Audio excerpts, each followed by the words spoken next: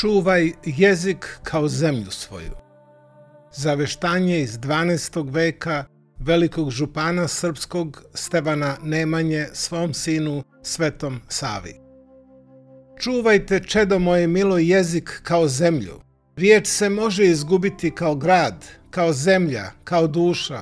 I šta je narod izgubili jezik, zemlju, dušu?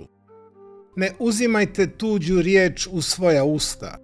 Uzmeš li tuđu reč, znaj da je nisi osvojio, nego si sebe potuđio. Bolje ti je izgubiti najveći i najtvrđi grad svoje zemlje, nego najmanju i najneznačajniju reč svog jezika.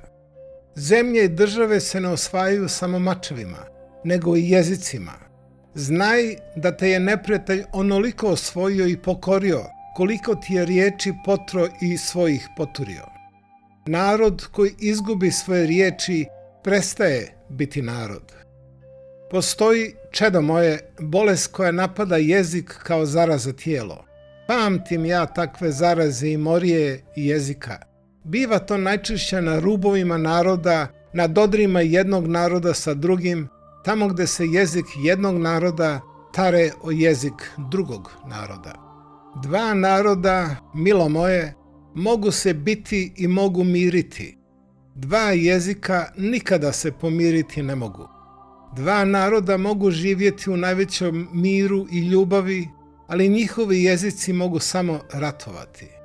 Kad god se dva jezika susretnu i izmiješaju, oni su kao dvije vojske u bici na život i smrt. Dok god se u toj bici čuje jedan i drugi jezik, borba je ravnopravna.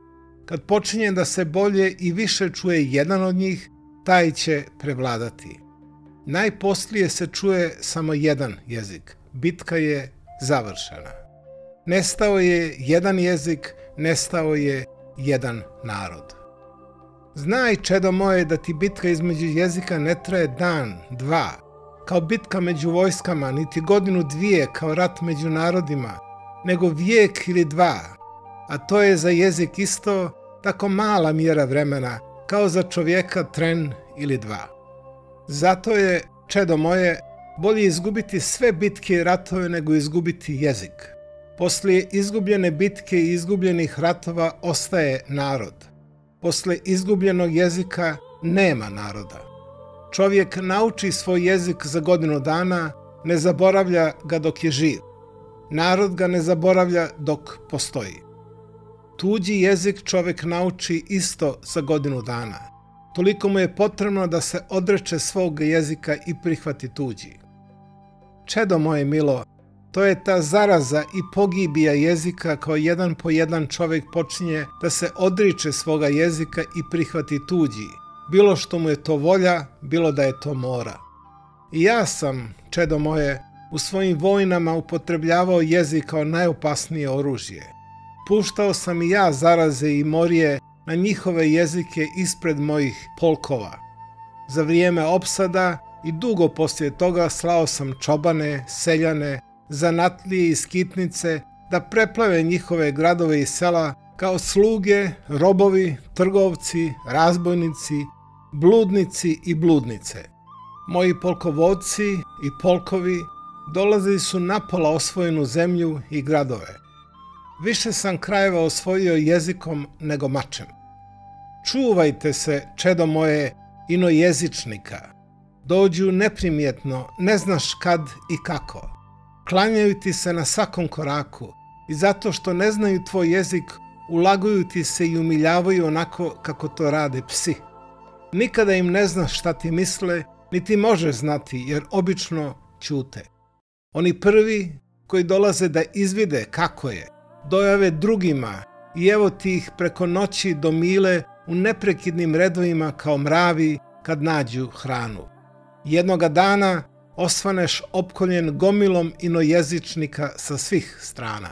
Tada doznaješ kasno da nisu mutavi i da imaju jezik i pjesme i svoja kola i običaje. Postaju sve bučniji i zaglušniji.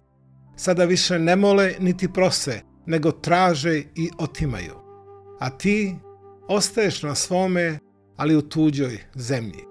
Nema ti druge nego da ih tjeraš ili da bježiš, što ti se čini mogućnijim. Na zemlju koji tako osvoje inojezičnici ne treba slati vojsku. Njihova vojska ne dolazi da uzme ono što je jezik osvojio. Jezik je, čedo moje, tvrđi od svakog bedema.